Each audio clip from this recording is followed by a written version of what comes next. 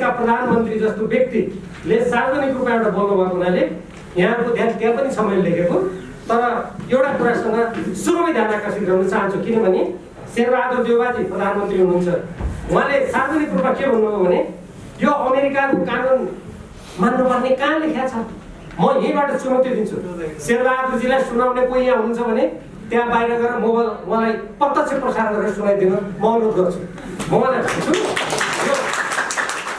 यो सम्झौता यो मैले लेखेको सम्झौता होइन, यो निलो रङमा छ। यो प्रतिनिधि सभामा प्रस्तुत गरिएको सम्झौताको मूल प्रति हो।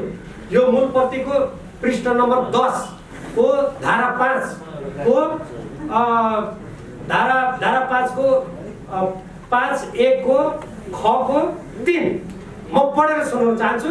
यो विशेष गरी शेरबहादुर देउवाजीको लागि पढेको म पढेर सुनाउन चाहन्छु। एमसीसी वित्तीय व्यवस्थाको उपयोग वा प्रस्तुत सम्झौताको निरन्तर कार्यान्वयन वा कार्यक्रमले वर्तमान वा भविष्यमा लागू हुने प्रचलित कानुन वा संयुक्त राज्य अमेरिकाको सरकारको नीतिको उल्लङ्घन गरे। के भने आजको कानुन त हाम्रो पूर्व मुख्य सचिव यहाँ पढ्नु बस्नु भएको छ, म उहाँलाई त चुनौती दिन्न।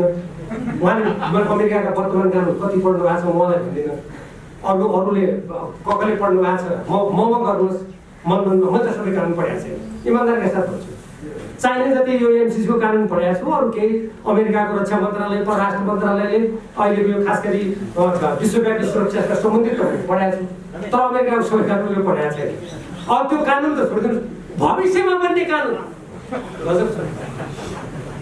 यो नेपालीहरू सबै मूर्खै हुन्छन् लेखेको है, तर यो सम्झौता गर्नेहरू मात्रै मूर्ख नेपाली हुन्, हामी होइन। यो कुरा अब यसमा मैले यति भने यो शेरबहादुरलाई सुरुमै सुनाउनु पऱ्यो नि, हाम्रो देशको प्रधानमन्त्री। अब हेर्नुहोस्, अब यो सबै पढ्दाखेरि त धेरै समय लाग्ने खतरा देखेँ मैले है। अब मैले वाचन गर्नु के गरौँ, म दुविधामा छु, तर म एकदमै छिटो जान्छु। कृपया मलाई समात्ने कोसिस गर्नु। एमसीसी को यो हस्ताक्षर सुरक्षा रणनीतिको प्रस्तावनाको उल्लेख गरेको छु मैले। सन् 2003 मा यो कतिपय मान्छेहरू भन्छन् यो एमसीसी कहाँ अहिले 2018 मा यो हिन्द प्रशान्त रणनीति आएर गरे हो नि। मैले 2003 को तत्कालीन अमेरिकी राष्ट्रपतिले गरेको घोषणा रक्षा मन्त्रालयको प्रतिवेदन पढाएको छु र त्यहाँ के छ, मिलेनियम च्यालेन्ज एक्ट भनेको 2004 देखि थियो कार्यान्वयन गरिएको।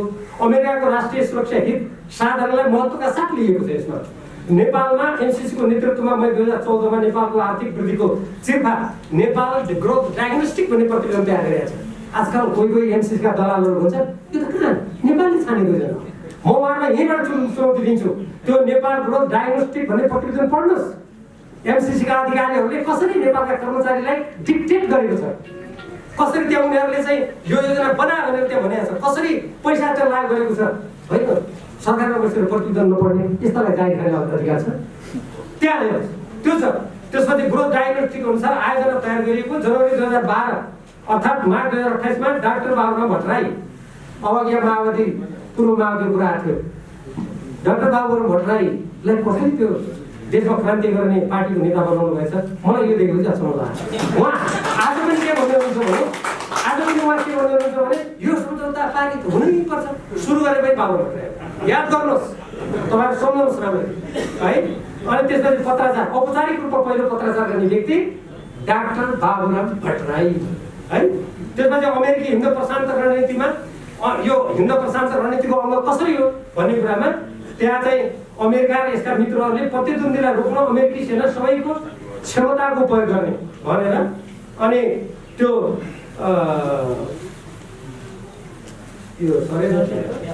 हेर्नुहोस् त्यहाँ लेखेको छ, एमसीसी अमेरिकी रक्षा र सुरक्षा नीति तथा हिन्द प्रशान्त रणनीतिको अङ्ग रहेको तथ्य निम्न दस्तावेजबाट प्रष्ट हुन्छ। त्यो दस्तावेज सही व्याख्या गर्ने त समय छैन। तपाईँलाई खालि जानकारीको लागि नोभेम्बर 2019 मा प्रकाशित स्वतन्त्र खुला हिन्द प्रशान्त भन्ने दस्तावेजको पृष्ठ 1, डिसेम्बर 2017 को राष्ट्रिय सुरक्षा रणनीतिको पृष्ठ 39, जुन 2019 को हिन्द प्रशान्त रणनीतिको पृष्ठ 38, पृष्ठ 45 देखि विस्तृत रूपमा उल्लेख गरेको छ। त्यस्तै मई 14, 2019 मा अमेरिकी उपसहायक मन्त्री डेभिड जे राइन्सले स्पष्ट रूपमा भनेका छन् र त्यस्तै अर्को अमेरिकी सहायक राज्य मन्त्री एलिस वेल्सले यो एमसिसी भनेको हिन्द प्रशान्त रणनीतिको अङ्ग भनेका छन्। तर मलाई आश्चर्य लाग्छ नेपालका कोही हामी कोही विद्वानहरू कहाँ पढेका छ भन्ने मान्छेहरू के भन्छन् भने कहाँ यो त एमसिसी अङ्गै होइन। अमेरिकाको मन्त्रीले भन्ने यी कस्ता दलाल हुन्, अमेरिकाको मन्त्रीले त्यसो भन्छ होइन भने कस्ता दलाल हुन्, चिनो यिनीलाई। अर्को अब त्यस्तै एमसिसीबाट प्राप्त हुने 50 करोड डलरको कुरा जुन गरेको छ नि, अब यो सबै रकमको जुन ब्रेकडाउन छ सबै विस्तृत, अब यो तपाईँलाई यहाँ व्याख्या गर्ने मलाई समय छैन। तर म यति मात्र संक्षेपमा भन्छु, यसको लगभग 36-37% मात्रै वास्तविक परियोजनामा खर्च होला। अहिले 5 तारे होटलमा यति बेसको कार्यालय छ। अनि म प्रश्न गर्न चाहन्छु, यो नेपाल सरकारको कार्यालय हुने महोदयहरू, नेपाल सरकारको कार्यालय भनेको एकाडेमिक होटल हो कि सिङ्गल क्लास? र त्यहाँ त्यति धेरै नेपाली तपाईँ हाम्रो राजस्वको खर्च गरिएको छ कि? मैले त्यसैले भनेको छु नेपाली देशभक्त जनताले यो राष्ट्र जोगाउने हो भने सशक्त आन्दोलन गर्नुपर्छ। म त्यसैले भनिरहेको छु। अब यसको नेपालको कानुन हित स्वाधीनता र सार्वभौमता समानता विपरीतका प्रावधानहरू गरेको छ। अब यो प्रावधान यति धेरै छन् तपाईँहरूलाई सम्झाउनु पनि गाह्रो, मलाई 25 मिनट भन्न पनि गाह्रो। तर म एकदम छिटो जान्छु। सेप्टेम्बर 14, 2017 नेपाली काङ्ग्रेसका अर्थमन्त्री ज्ञानेन्द्र बहादुर कार्की र एमसिसीका कामु प्रमुख कार्यकारी अधिकृत जोनाथन जी नासद्वारा वासिङटनमा हस्ताक्षर गरियो होइन। अब यो त्यहाँ हस्ताक्षर गरियो। ल तपाईँहरू भन्नुहोस्, यहाँ मुख्य पूर्व मुख्य सचिव यहाँ हुनुहुन्छ, म पनि राज्यका विभिन्न निकायमा बसेकै मान्छे हो। म नेकपा एमालेको विदेश विभागमा सबभन्दा लामो समय काम गर्ने मान्छे म हुँ, सचिवदेखि सदस्यसम्म। युएन जनरल एसेम्ब्लीमा सम्बोधन गर्नेदेखि लिएर अन्तर्राष्ट्रिय क्षेत्रमा धेरै काम गरेको छु। अनि एउटा मन्त्रीले त्यो कानुन कर्मचारीसँग हस्ताक्षर गर्छ अनि यस्ता नालायक मान्छेलाई देश चलाउन दिएको छ। राष्ट्रको गरिमा, राष्ट्रको कूटनीतिक मर्यादा त्यहीबाट सुरु हुन्छ। यो सम्झौता असमान नगरेको त्यहीबाट सुरु हुन्छ। त्यसपछि हेर्नुहोस्, असमान सम्झौता मैले भनिसकेँ, सार्वभौमिक समानताको सिद्धान्त अनुरूप छैन। यो कतिपय प्रावधानहरूले नेपालको आत्मनिर्णयको अधिकार र स्वाधीनतामा आँच पुर्याएको छ। यो कहाँ पुर्याएको छ? कतिपय मान्छेले कहाँ पुर्याएको छ हेर्नु। म तिमीहरूलाई यहीँबाट भन्न चाहन्छु, तिमीहरू प्रस्तावना पढ। धारा 3 दफा 3.2 छ, धारा 5 को 5.1 र 5.2, धारा 6 ग 6.3 ख, धारा 7 ब्र्याकेटमा 7.1 सम्झौताको अनुसूची 1 ग 1 क ग 2 कार्यान्वयन क्षमताको धारा 1 देखि लिएर ती सबै त्यहाँ मैले जति लेखेँ ती सबै पढ। विद्वानहरू जो धारा कहाँ छ यो लेख्या हुने त्यहाँ आँखा खोलेर पढ। यदि आँखा कमजोरी छ, पावर पुग्दैन भने चस्मा सम्बन्धी डाक्टरलाई देखाएर उपयुक्त चस्मा लगाएर पढ। अब आयोजनाको अवधि 5 वर्ष छ नि, यो कहाँ यो अस्मित पनि 5 वर्षमा योजना बन्छ गइहाल्छ नि। अब हेर्नुहोस् कति घाँटेको छ त्यसलाई। सम्झौताको धारा 5.5 मा दफाहरू 2.7, 2.8, 3.2 छ, 3.7, 3.8, 5.2, 5.3, 5.4 र 6.4 मा के लेखेको छ? यो आयोजना 5 वर्षदेखि पनि असीमित कार्यको लागि रहेको।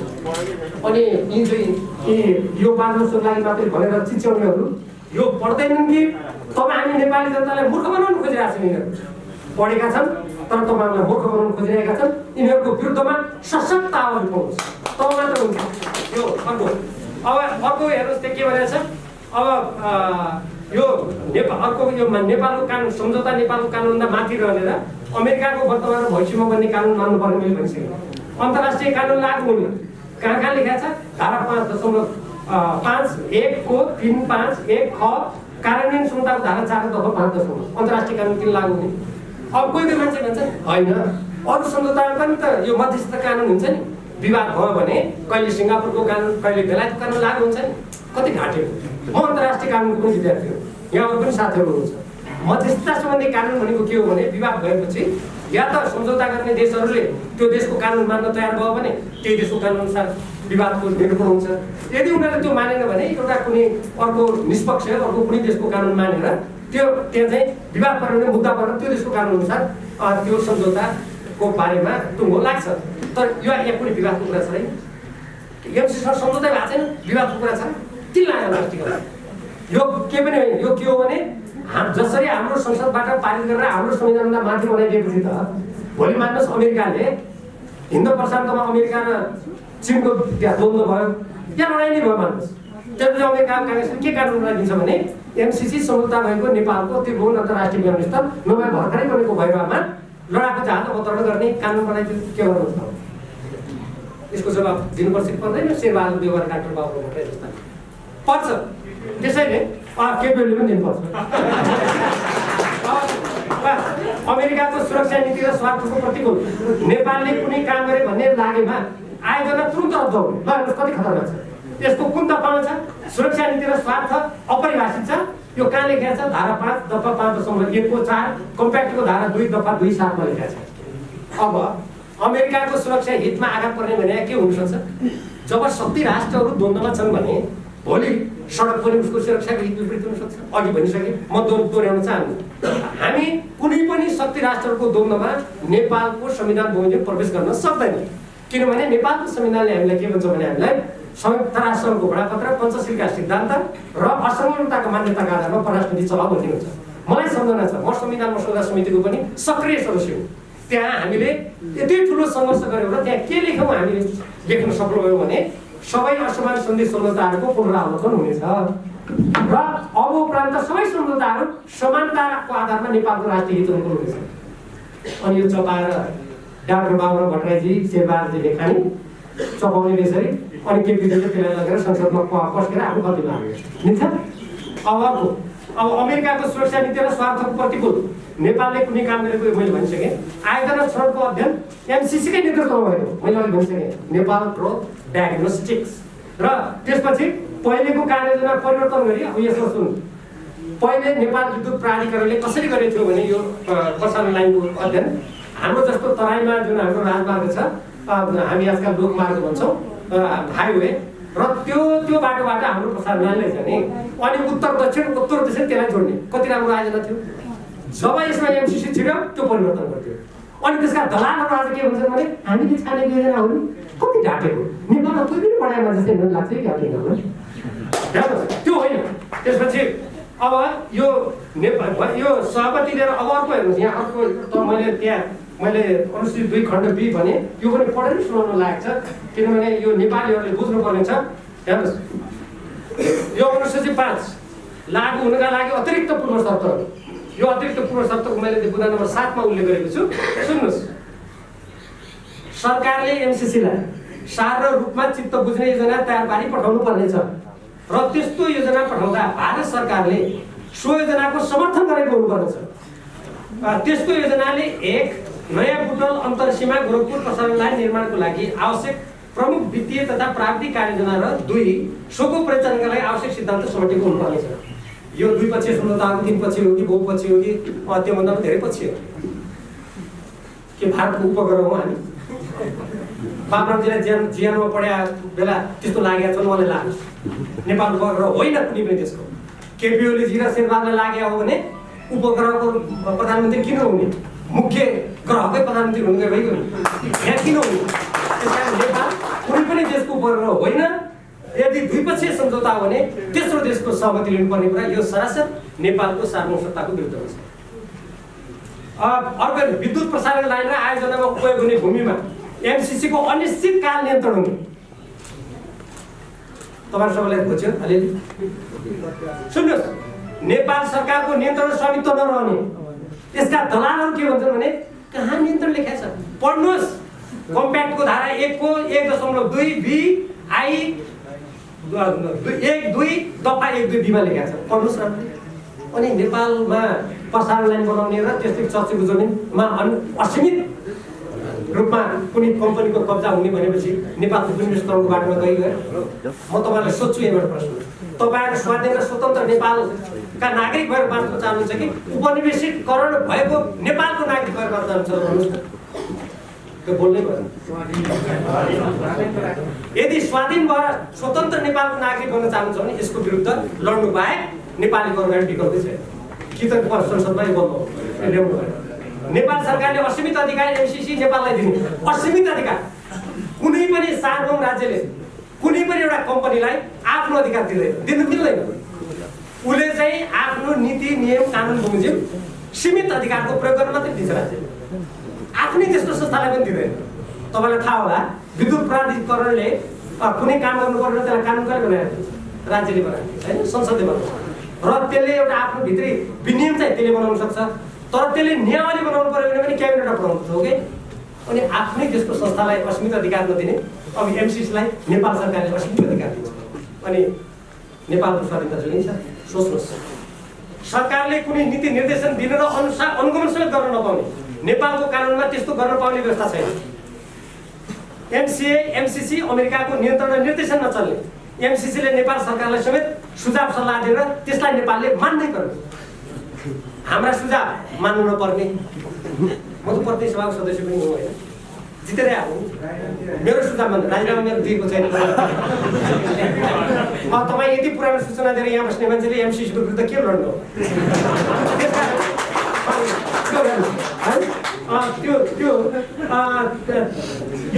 यो नेपालको कानुनमा त्यस्तो गर्न पाउने व्यवस्था छैन र यो एमसिए एमसिसी अमेरिकाको नियन्त्रण र निर्देशनमा चल्ने, सुझाव मान्नै पर्ने उसले दिएको। र यो कहाँ लेखिया छ भन्ने कुरा त्यहाँ बुँदा लेखिसके, त्यहाँ लेखिया छ बोल्नु पढाउँदा समय धेरै लाग्छ। तपाईँहरू त्यहाँ बुँदा पनि धेरै लेखिया छ, त्यहाँ धारा धारा मैले अकाट्य रूपमा लेखेको छु। मैले शेरबहादुर देउवाजी, केपी ओलीजी र जो जीहरू राज्य चलाउने छन्, पुष्पकमल दाहालजी, माधव नेपालजी जो जीहरू हुनुहुन्छ, यदि उहाँहरू बहस गर्न चाहनुहुन्छ भने टुडी खेलमा जाउँ, योभन्दा धेरै क्यामेरा राखौँ, म यो सम्झौताका धारा राख्छु, उहाँहरू त्यसको जवाब दिनुहोस्, म बहस गर्छु। अब हेर्नुहोस्, आयोजनाको सञ्चालन, नियन्त्रण, व्यवस्थापन तथा सुपर्भिजन सम्बन्धी अधिकार एमसिसीमा गर्ने र उसले नीति निर्देशन एमसिसीले एमसिए नेपाल मार्फत दिने। त्यो कति गुनामा छ त्यहाँ लेखिसकेँ, म त्यो दोहोऱ्याउन।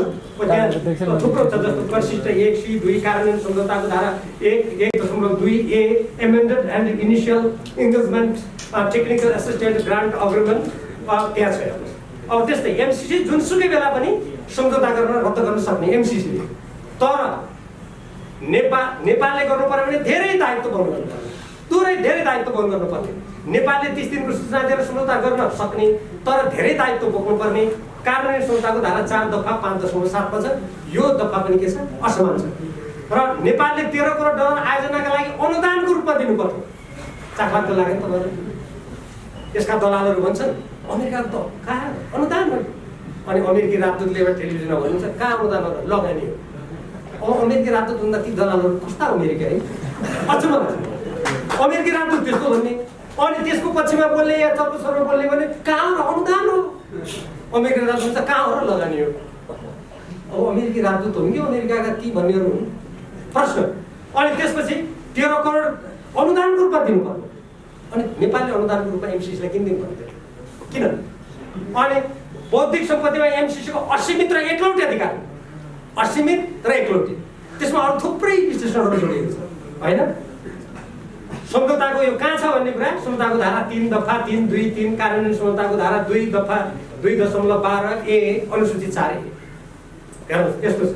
अब त्यसपछि आयोजनामा रद्द भएमा नेपालले रकम फिर्ता पाउने प्रावधान छैन। फेरि 13 करोड डलर नेपालले अनुदान दिनुपर्ने।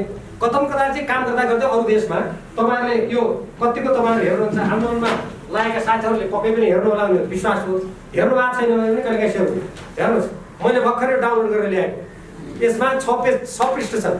यो 6 पृष्ठमा अहिले कुन कुन देशमा एमसिसीको स्थिति कस्तो छ भन्ने कुरा लेखेको छ। तपाईँहरू इन्टरनेटमा गएर एमसिसीको अहिलेको वर्तमान स्थिति के छ, कहाँ कुन कुन देशमा भन्यो भने तपाईँहरू डाउनलोड गरेर प्रिन्ट गर्न सक्नुहुन्छ। म यो त्यहाँ सम्बन्धी मैले किन तपाईँहरूलाई पढेर 2-4 पल्ट सुनाउन चाहेको, म ऱ्यान्डमली सुनाउँछु, बिचबिचको छानेर, सबै देशको नाम भन्दिनँ। कस्ता देश छ यसमा सुन्नुहोस्? Albania, Burkina Faso, L Salvador, म बिचबिचको पढेर सुनाउँछु है, सबै पढेर सुनाउँछु। होन्डुरस, मेडागास्कर, मालावी, मलावी, नेपाल भइगयो, फिलिपिन्समा अमेरिकी सैनिकको काँडा छ।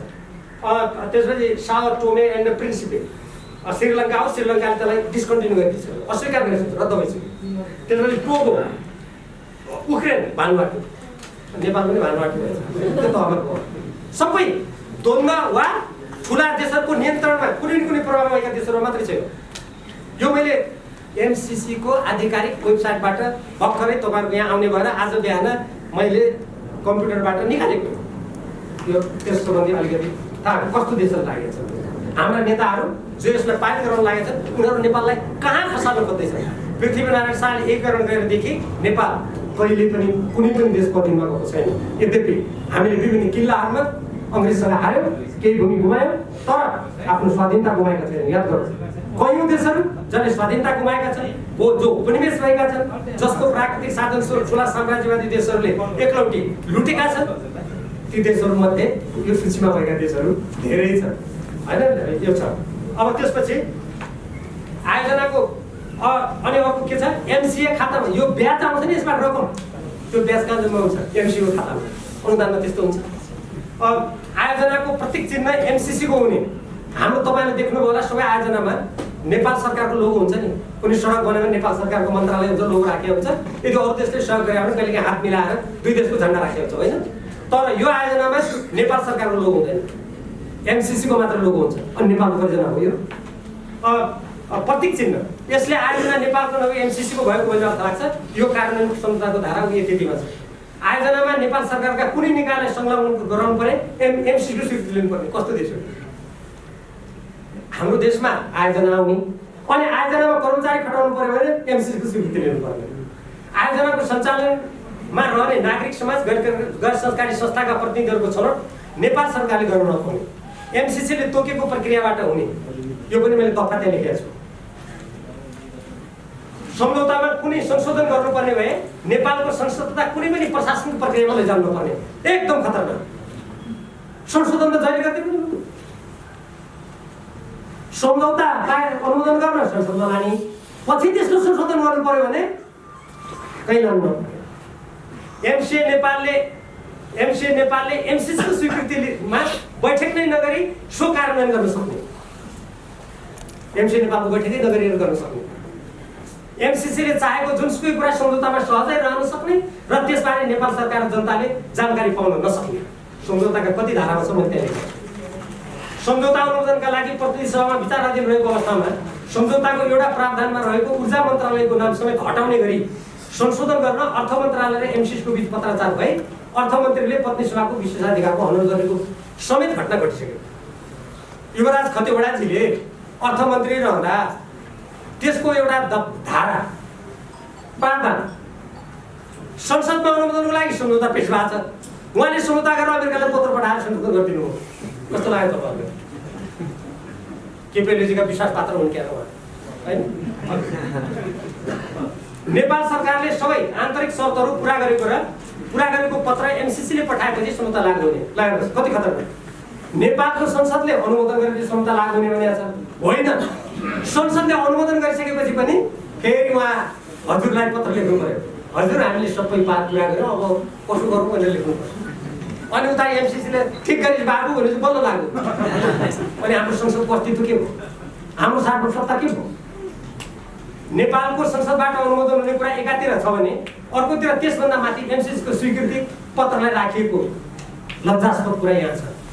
विद्युत उत्पादन, वितरण र महसुल निर्धारण एउटा स्वतन्त्र निकाय कम्पनीको जिम्मा लगाउने प्रावधान राखेको त्यस्तो कम्पनी स्वदेशी विदेशी सरकारी वा निजी कस्तो हुने भन्ने कुरा म मौन था। विद्युत प्रसारण लाइनको सञ्चालन कसले कसरी गर्ने हो भन्ने उल्लेख नगरिएको, विस्तृत परियोजना प्रतिवेदन माग्दा उपलब्ध नगराइयो, पत्र पठाइयो, माग्यो। आयोजना साझेदारको बारेमा स्पष्ट नखुलाइएको, त्यहाँ आयोजना साझेदार ल्याइने छ भनेको छ।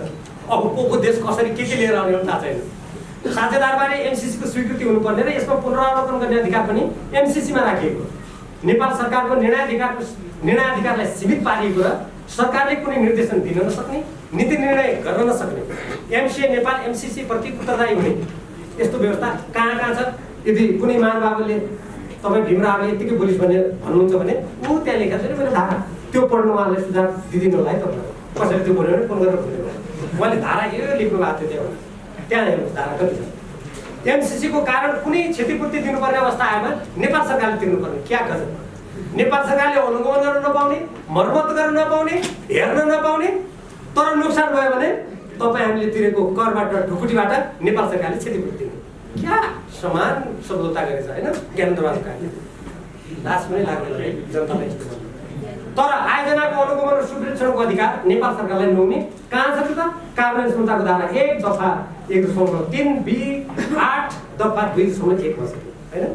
आयोजनाका कर्मचारी एमसिए नेपालले नियुक्त गर्ने, नियुक्त हुने व्यक्तिको नागरिकता कुन देशको हो भने हेर्न नपाइने, विदेशीहरूलाई निर्वाध प्रवेशाज्ञा दिनुपर्ने।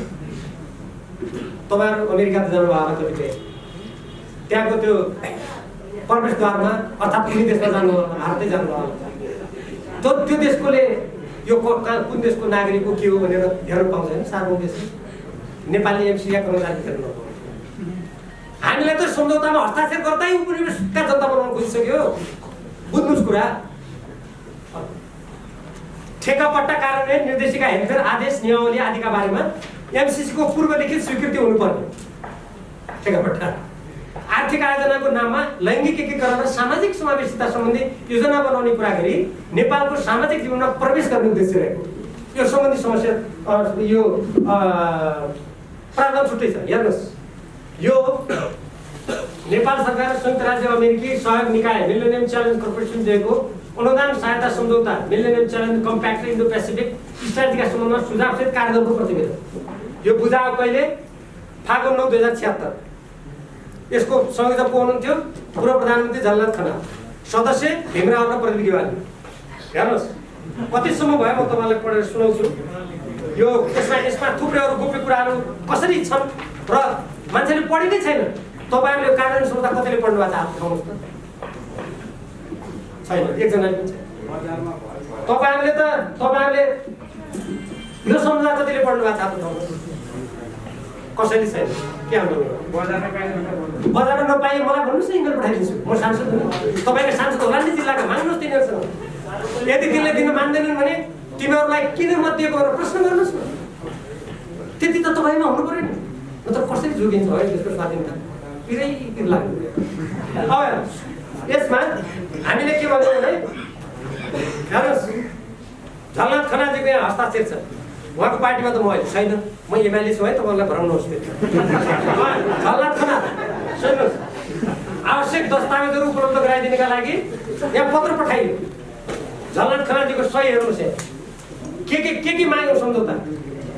एमसीसी सम्झौता अन्तर्गत निर्माण हुने विद्युत प्रसारण लाइन र सडक मर्मतको विस्तृत परियोजना प्रतिवेदन दिनुहोस्। जब कार्यदल बनिएको छ सत्ताधारी दलको 2/3 नजिकको सरकार होइन, अनि माग्यो। त्यसपछि environmental and social management plan, social and gender integration plan, procurement agent agreement, project cooperation agreement, Nepal र अमेरिका बीचको स्टेट पार्टनरसिप कार्यक्रम सम्झौता। झलनाथ खनालजी त मभन्दा धेरै ठुलो नेता होइन, प्रधानमन्त्री भइसक्यो। उहाँले हस्ताक्षर गरेर हामीले माग्दाखेरि म जसको सदस्य थिएँ, नेपाल कम्युनिस्ट पार्टी नेकपाको स्थायी कमिटीको सदस्य, पूर्व प्रधानमन्त्री झलनाथ खनाल सचिवालयको सदस्यले ती दस्तावेज दिएन। आजसम्म हाम्रो हातमा छैन। थाहा पाउनुहोस्, यदि त्यहाँ कुनै गडबडी छैन भने किन नदिएको?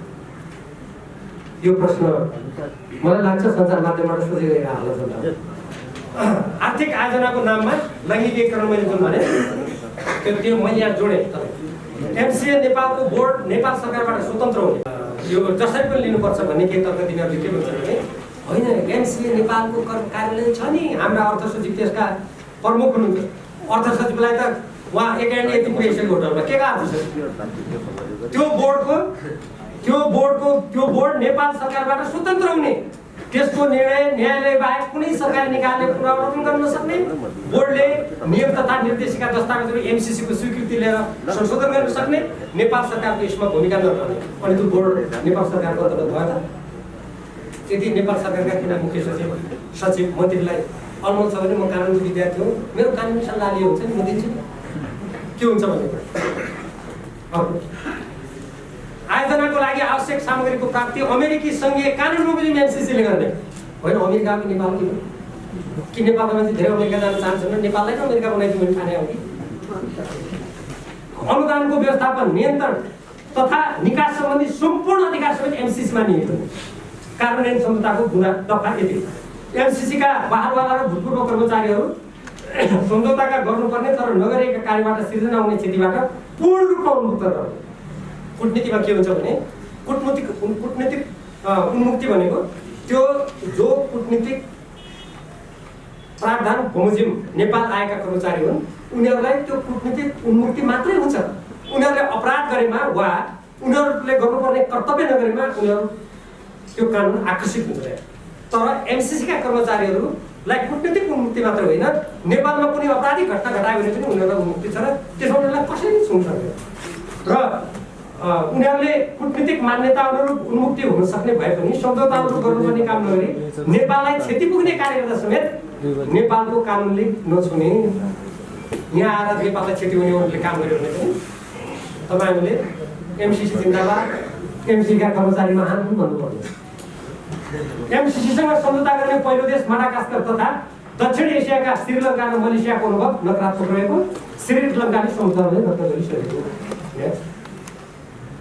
सम्झौता र कार्ययोजनाका कतिपय प्रावधानहरू संयुक्त राष्ट्रको बडापत्र पञ्चशील र असंलग्नताका सिद्धान्तमा आधारित नेपालको स्वतन्त्र परराष्ट्र नीति, नेपालको संविधानमा उल्लेखित समाजवाद उन्मुख शासन व्यवस्था तथा राष्ट्रिय हित, स्वाधीनता र स्वाभिमानको प्रतिकूल रहेका आयोजनाको छनौटमा एमसिसीलाई चित्त बुझ्ने गरी तथा भारतको सहमति लिएको हुनुपर्ने प्रावधानले नेपालको स्वनिर्णयको अधिकार र स्वाधीनतामा असर पर्ने यस्तो प्रावधानले भविष्यमा अन्य देशसँग विकास सहायता लिने कार्यमा समेत नराम्रो नजिर स्थापित हुने। तपाईँलाई एउटा कुराको म तपाईँलाई जानकारी त होला, तर बिराखेपछि भनिहाल्नु यो कुरा पनि भारतले 1950 को सन्धिलाई संयुक्त राष्ट्रमा लगेर उसले दर्ता गरिसकेको छ। तपाईँहरूलाई कतिलाई थाहा छ? अब भारत के कुरा हेरिरहेछ भने यो एमसिसी सम्झौता प्रतिनिधि सभामा पारित हुने बित्तिकै 1950 सन्धिका सम्पूर्ण प्रावधानहरूलाई सक्रिय पार्नको लागि भारत अगाडि बढ्छ। त्यसको एउटा खतरनाक प्रावधान के छ भन्दाखेरि नेपालमा भारतीयहरूले निर्वाध रूपमा जग्गा जमिन किन्न पाउने, जो पछि पञ्चायती व्यवस्था लागू भइसकेपछि जसलाई कार्यान्वयनबाट त्यसलाई व्यवहारमा त्यसलाई निष्क्रिय पार्ने। पछि भारतीयहरूले यहाँ उद्योग खोल्नु पर्दा कुनै न कुनै नेपालीले खडा गरेर उसको नाममा खोल्नु पर्ने बाध्यता त्यसरी सिर्जना भएको।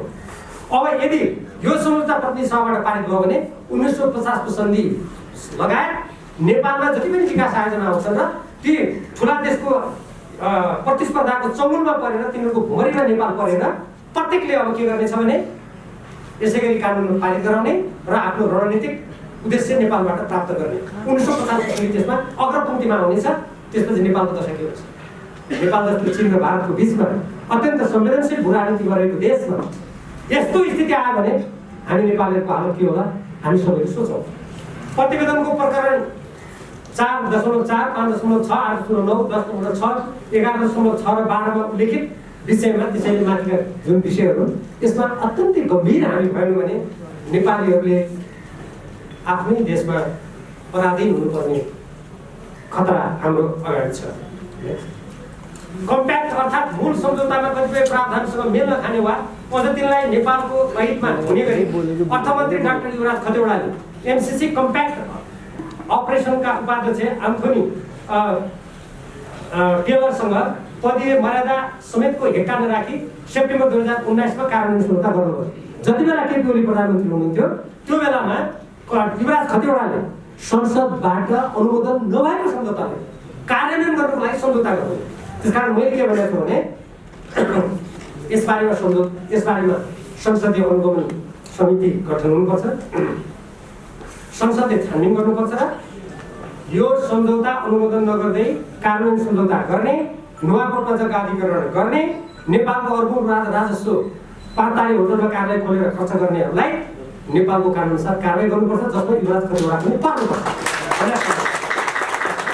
अब युवराज खतिवडा पर्दा उहाँलाई संरक्षण गर्ने जो ती पनि तानिएन कानुन निष्पक्ष छ भने हैन।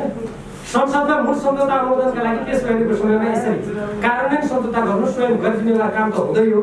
अझ मूल सम्झौताको अनुसूची 1 को बी एच मा संशोधन गर्ने पत्राचार गरी संसदको विशेषाधिकारको हनन समेत गरिएको छ। अब संसदको विशेषाधिकार हनन गरिएकोमा अग्नि सापटादेखि पनि ध्यान राख्छु गराउने हेर्नुहोस् भनेर गराउने ल गरौँ। 33 खर्च कटौतीको कुरा गर्ने सरकारले एमसिसीको कार्यालय मैले भनिसकेँ पाताली क्रम राखेर नदोहोर्याउँ।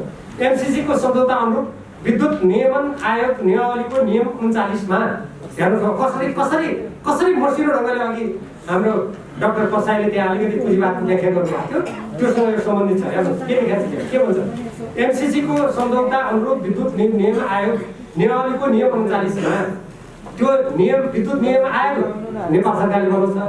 त्यो आयोगको सदस्यले खुला समाज, खुला राजनीतिक उदाहरण छ नीति बमोजिमको सोच र व्यवहार आत्मसात गरेको हुनुपर्ने उसको योग्यता कस्तो लागेको नेपालको संविधानमा लेखेको छ समाजवादोन्मुख व्यवस्थामा जाने अनि यो सम्झौतामा लेखेर कानुन बनाउँछ यो सरकारले उदारवाद गर्छ यही हो राष्ट्रपतिको गद्दारी भनिसक्नुभयो। त्यसकारण मैले भन्नुपर्ने कुराहरू धेरै छ जस्तो लाग्दैन। म त धेरै समय लिँदा एकदमै छोटकरीमा दुईवटा कुरा मात्रै भन्छु मैले। यो एमसिसीको बारेमा चाहिँ एउटा गलत भाष्य बनाइदिएछ। उहाँले भनेकै कुरालाई मैले अर्को भाषामा भन्छु। मैले कस्तो भाष्य बनाइदिएछ भने केही एकदम पढे लेखेका विद्वानहरूले पनि जाने बुझेका मान्छेहरूले पनि के भन्नुहुन्छ भने यो त चिनलाई घेर्न लिएर आएको भने हामीलाई के टाउको दुखे, हाम्रो विकास हुन्छ पैसा लिएर यो चिनको हामीले रक्षा गरिदिने हो र?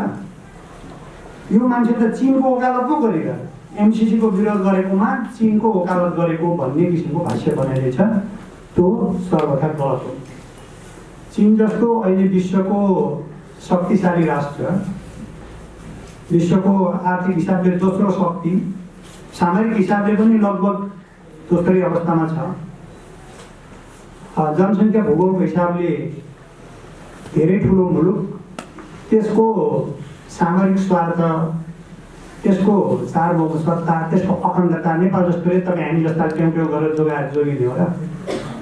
त्यो हाम्रो चासोको विषय पनि होइन, बुताको विषय पनि होइन। हामीले त हाम्रो इन्ट्रेस्ट हेर्ने हो, हाम्रो स्वार्थ हेर्ने हो। हाम्रो स्वार्थ कहिलेकाहीँ चाहिँ चिनियाहरूको स्वार्थसँग मिल्छ र हामीले हाम्रो स्वार्थको कुरा गरिरहँदाखेरि त्यो चिनियाहरूको स्वार्थसँग मिल्यो भने त्यो हाम्रो स्वार्थको विरुद्धमा काम गर्ने मान्छेहरूले यो त चीन पक्षीय भनिदिइहाल्छन्। त्यसकारण एमसिसीको विरोध गर्नु भनेको अथवा एमसिसी सम्झौताको विरोध गर्नु भनेको चीनको हितमा कुरा गरिदिएको भन्ने विषयमा भाष्य बनाइदिएछ, त्यो गलत छ। त्यो हाम्रै हितको लागि हो हामीले कुरा गर्नुपर्ने। खगेन्द्र सरले उही भनि नै सक्नुभयो, विश्वका दुई ठुला शक्ति राष्ट्रहरूको द्वन्द्व नेपाली भूमिभित्र भयो भने हाम्रो अस्तित्व रहन्छ, रहँदैन। त्यो रोक्नका लागि हामीले कुनै पनि शक्ति राष्ट्रहरूले हाम्रो माटोमा अर्को शक्ति राष्ट्र विरुद्ध खेल्न दिने अवसरहरू लिनु हुँदैन। त्यो चाहिँ एमसिसीको माध्यमबाट त्यो खेल्ने अवसर प्राप्त खोज्दैछ भनेर हामीले त्यसको विरोध गर्नु पर्यो। हामीले एमसिसीको माध्यमबाट एउटा शक्ति राष्ट्रले हाम्रो भूमिलाई अर्को शक्ति राष्ट्र विरुद्ध, हाम्रो मित्र राष्ट्र विरुद्ध कतै हामीलाई प्रयोग गर्न खोजिरहेको छ। त्यो सम्झौताका शर्तहरूले त्यस्ता आशयहरू अभिव्यक्त गर्छन् अथवा त्यस्ता आशयहरू रच्छन्, त्यसकारण हामीले मान्नु हुँदैन भनेको। त्यो भाष्यको चाहिँ हामीले राम्रोसँग प्रतिवाद गर्न सकेका छैनौँ। त्यो गलत भाष्य हो। यो एमसिसीको यो चाहे चीन घेर्ने रणनीतिबाट लिएर आएको कारणले विरोध गरेको होइन कि उसको रणनीतिबाट नेपालको सार्वभौम सत्ता अखण्डता कुनै बेला खतरामा पर्न सक्छ। त्यसकारण नेपालले त्यो गर्नु हुँदैन।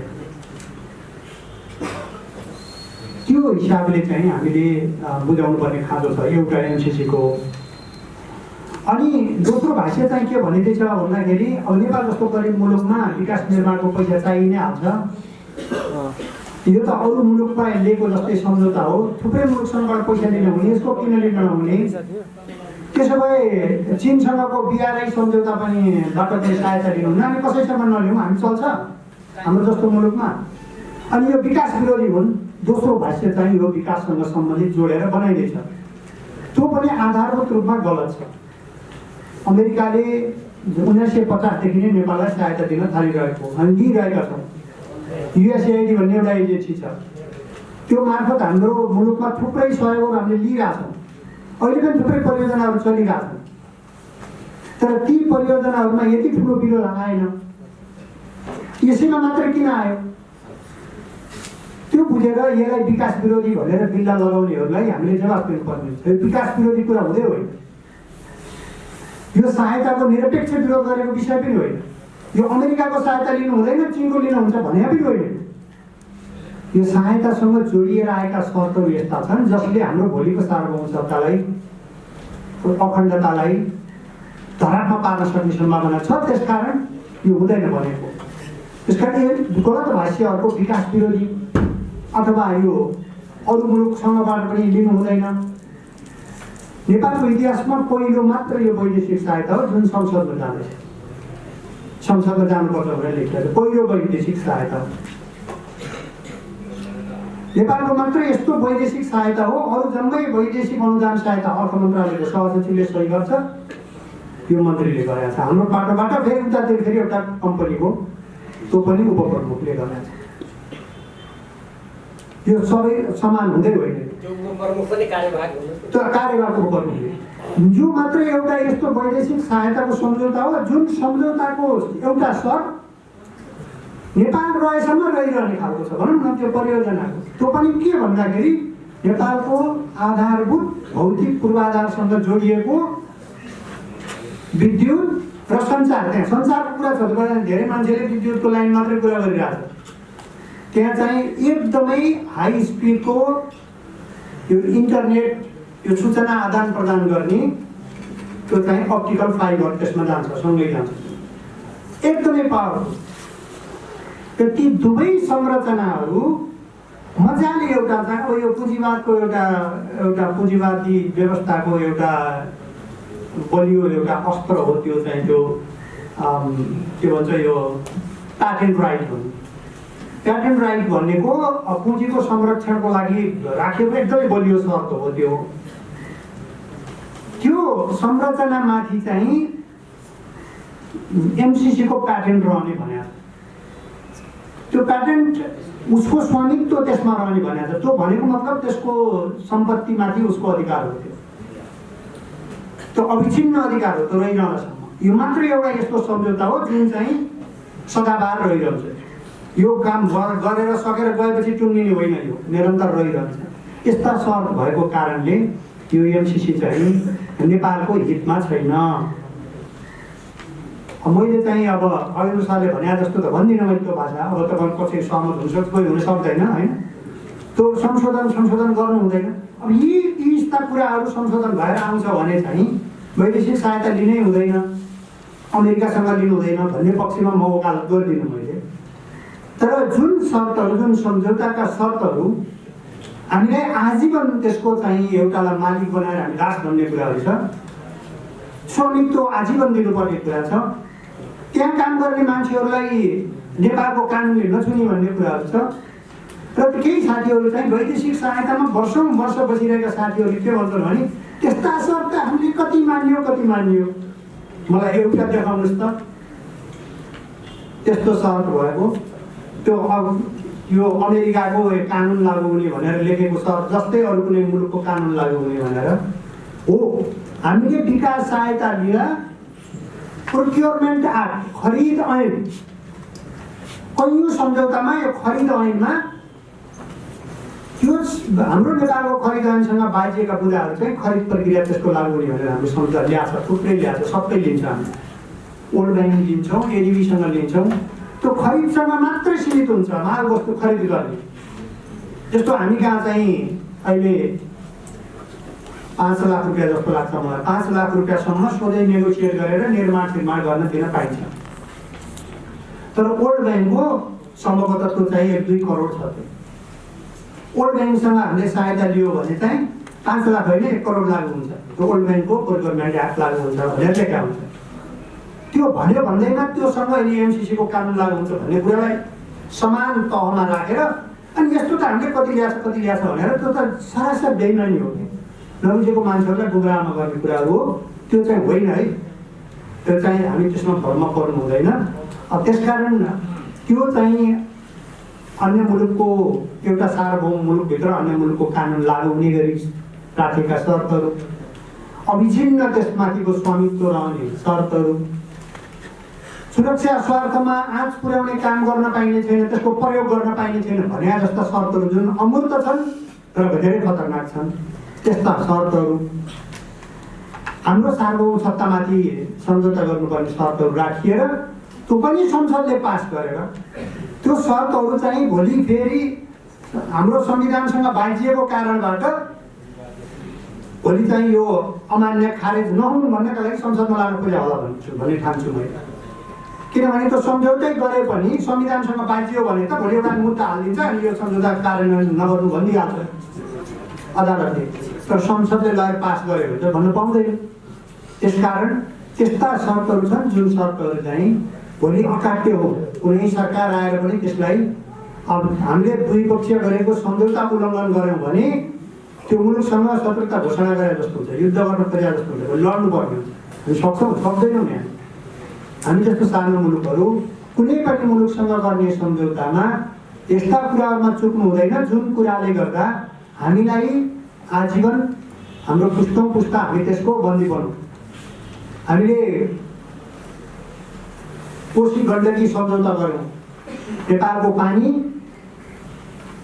हाम्रो कुनै पनि हामीले नपाउने, हामीले त्यसमा सुविधा लिन नपाउने गरी हाम्रो मुलुक हाम्रो जमिनभित्रबाट नहर बनाएर लिएर गएर हाम्रा जमिनहरू बाँझै राखेर हाम्रो छिमेकी मित्र राष्ट्रलाई उदारतापूर्वक सिँचाइ गर्न पानी दियौँ हामी। तर त्यो सम्झौता गर्ने मान्छेले 200 वर्षलाई गर्थ्यो। 200 वर्षसम्म जोसुकै सरकारमा होस् या त मान्नुपर्छ। त्यो उल्लङ्घन गरियो भने त्यो मुलुकसँग हामीले शत्रुता कायम गर्नुपर्छ, लड्न सक्दैनौँ। द्विपक्षीय सम्झौता गरेको एउटा राज्यले गरेको सम्झौता निरन्तर आउने शासन सत्ताले त्यसको पालना गर्नुपर्छ, नभए त्यो मुलुकसँग युद्ध गरेर लडेर जितेर ल्याउनुपर्छ। त्यस्तो किसिमको सम्झौता नगरौँ जुन सम्झौता हाम्रो पुस्तौँ पुस्तासम्म हामी चाहिँ त्यसको बन्दी बन्न परोस्। त्यसकारण चाहिँ एमसिसीका निश्चित शर्तहरू, ती शर्तहरूले हामीलाई सधैँ बाँच्छ, हाम्रो सार्वभौमसत्तालाई खुम्च्याउँछ, हाम्रो मुलुकलाई भोलि हाम्रो मित्र राष्ट्रहरूका विरुद्ध प्रयोग गर्नका लागि बाध्य बनाउँछ। त्यस्ता शर्तहरू भएको वैदेशिक सहायता चाहिँ लिन सकिँदैन, लिनु हुँदैन, त्यो राष्ट्रको हितमा छैन। यति कुरा राखेर म तपाईँसँग बिदा हुन चाहन्छु। धन्यवाद। धन्यवाद आदरणीय नरेन्द्र पौडेलजीलाई। उहाँले आफ्नो चाहिँ गम्भीर अथवा अर्थपूर्ण चाहिँ प्रेजेन्टेसन राखेर जानुभएको छ। त्यस्तै गरेर आफ्नो मत राखिदिनुको निमित्त ठुलो डिबेट छ, तर एउटा चिजमा छैन। सबै समाजवादीहरूका लागि या सबै मार्क्सवादीहरूका लागि एउटा चिजमा धेरै ठुलो अन्तर छैन, त्यो हो पुँजीवाद। त्यसैले आजको चिजलाई मैले अमेरिकी लोकतन्त्रको यथार्थ भन्दा मैले अमेरिकी पुँजीवादको यथार्थ भनेर बढी बुझ्न चाहन्छु र तपाईँहरूलाई म त्यसबारेमा केही कुरा सेयर गर्छु। अमेरिकामा लोकतन्त्र छ या छैन भन्ने कुरामा डिसएग्री गर्न सकिन्छ। त्यहाँ पनि ठुलो मार्क्सवादीहरूको हिस्सा, समाजवादीहरूको हिस्सा, वामको हिस्सा त्यसमा विवादित छ। त्यही व्यवस्थाभित्र मजदुर वर्गले बहुमत ल्यायो भने, मजदुर वर्गको सङ्गठन निर्माण भयो भने, समाजवादीहरूको सङ्गठन बन्यो भने, पार्टी बन्यो भने र त्यही अहिले जसरी बुर्जुवाहरू जसरी चुनावमा जितेर सत्ता चलाउँछन् त्यसरी नै मजदुर वर्गले आफ्नो सत्ता चलायो भने त्यहाँ क्रमशः समाजवाद ल्याउन सकिन्छ भन्ने एउटा मत छ। त्यसैले अहिलेको अमेरिकी व्यवस्थाको समस्या लोकतन्त्र हुने या नहुने होइन, त्यहाँको लोकतन्त्रलाई पुँजीपतिहरूले आफ्नो स्वार्थमा प्रयोग गर्ने कुरा चाहिँ महत्त्वपूर्ण होला जस्तो मलाई लाग्छ। तर म यो विषयमा धेरै जान्दिनँ, किनभने यो विवादको विषय हो र आजको मुख्य विषय चाहिँ एमसिसी भएको हुनाले म अलिकति एमसिसीसँग सम्बन्धित भएर नै तपाईँहरूसँग केही कुरा राख्न चाहन्छु। र सम्भवतः मलाई दिएको समय यतै तोक्नु भएन आयोजकजीले, कति हो 20-25 मिनटमा म त्यति पनि दिनु होला सम्भवतः। म एउटा अलिक फरक पाटो, केही पाटोमा चाहिँ साथीहरूले उठाउनुहुन्छ होला, अरू साथीहरूले पनि उठाउनुहुन्छ कि एमसिसीका पाटाहरू, एमसिसीको नियत, एमसिसी कति खुनी छ, कति खतरनाक छ नेपाललाई भन्ने कुरामा अब हामी ठुलो विवाद छैन। तर मैले एउटा पाटो, यो पाटो पनि उठाउँदैछु र यो पाटो आजको विषयको हिसाबले मात्रै नभएर यो पाटो के अर्थमा पनि महत्त्वपूर्ण छ भने हामीसँग एउटा समाजवादीहरूका लागि पुँजीवाद निर्माण गर्ने एउटा अहिलेको प्रारम्भिक कार्यदिशा हो भन्ने अन्योलपूर्ण, भ्रमपूर्ण एउटा ठुलो चिज चाहिँ प्रचारमा छ।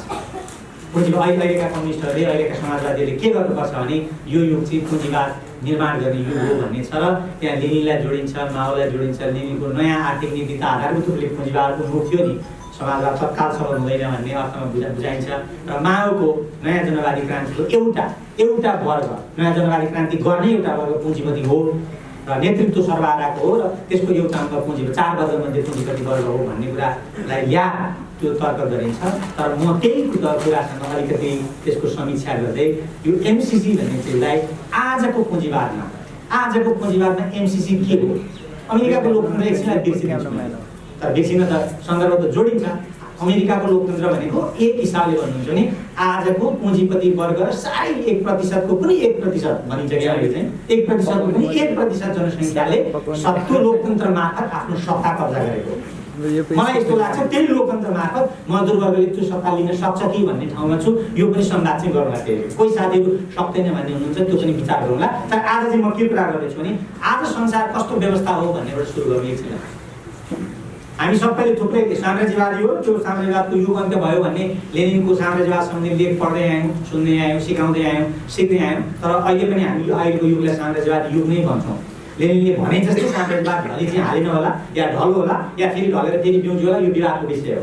तर मैले अहिले उठाउनु खोजेको कुरा के भने आजको विश्व व्यवस्था के हो बाट सुरु गरौँ र आजको विश्व व्यवस्थामा एमसिसी कसलाई चाहिन्छ, किन चाहिन्छ भन्ने कुरासँग सम्बन्धित भयो भने हामीले सम्भवत लाग्छ समाजवादको यात्रामा जान चाहने साथीहरूका लागि, समाजवाद मन पराउने मानिसहरूका लागि, समाजवादलाई आफ्नो जीवनको सार्थक अभियान बनाउन जुट्नेहरूका लागि पार्टीभित्र बसेर बाहिर बसेर, यो पार्टीमा बसेर त्यो पार्टीमा बसेर, सङ्गठनमा बसेर नबसेर उनीहरूको लागि यो महत्त्वपूर्ण हुन्छ भन्ने मलाई लाग्छ। म त्यही सन्दर्भमा दुई चारवटा कुरा भन्छु। मैले बुझेको कुरा म यो दाबी गर्दिनँ कि मेरो विश्लेषण, मेरो व्याख्या मैले तपाईँलाई जे भने त्यो अन्तिम सत्य, अकाट्य सत्य हो र त्यो सत्य नमान्नेहरू या जडसूत्रवादी हुन् या संशोधकवादी हुन् भन्ने तर्कका साथ म अगाडि बढ्दिनँ। यसलाई एउटा खुल्ला बहसका लागि मात्रै अगाडि ल्याउँछु। र हामी थुप्रैले अहिले थुप्रै मान्छेहरूले खास गरेर यो वाम कित्तामा, मार्क्सवादी कित्तामा अहिलेको विश्व व्यवस्थालाई बुझेको थुप्रै एङ्गल छन्। एउटाले नयाँ साम्राज्यवाद भन्छ, न्यू इम्पेरियलिजम भन्ने थोरी छ। यहाँ पटनायकहरू हुनुहुन्छ इन्डियामा, होइन, उहाँहरू प्रोफेसरहरू हुनुहुन्छ, अमेरिकामा पनि हुन्छ, डेभिड हार्वीहरू हुनुहुन्छ। अर्को चाहिँ फेरि अर्को न्यू इम्पेरियलिजम भन्ने चाहिँ मन्थली रिभ्यूको टिममा एउटा टिम छ जसले न्यू इम्पेरियलिजम भन्छ। यसले चाहिँ ग्लोबल चेनको कुरा गर्छ, म त्यहाँ गइनँ। त्यस पछाडि अर्को मार्क्सवादी वामपन्थ किताभित्रै यो साम्राज्यवाद होइन भनेको शोषण छैन भनेको होइन, खिचोमिचो छैन संसारमा एउटा देशले अर्कोमाथि भनेकै होइन। तर अहिलेको व्यवस्था साम्राज्यवादलाई जे डिफाइन गरिन्थ्यो त्योभन्दा ट्रान्सनेसनल क्यापिटलिजम खालको बन्दैछ भनेको एउटै पुँजीपति अब चाइनामा पनि उद्योग खोल्छ, नेपालमा पनि उद्योग खोल्छ, जापानमा पनि उद्योग खोल्छ, अमेरिकामा पनि उद्योग खोल्छ भने त्यसले कुन देशको सत्तालाई, कुन देशको राज्यलाई आफ्नो राज्य मान्छ?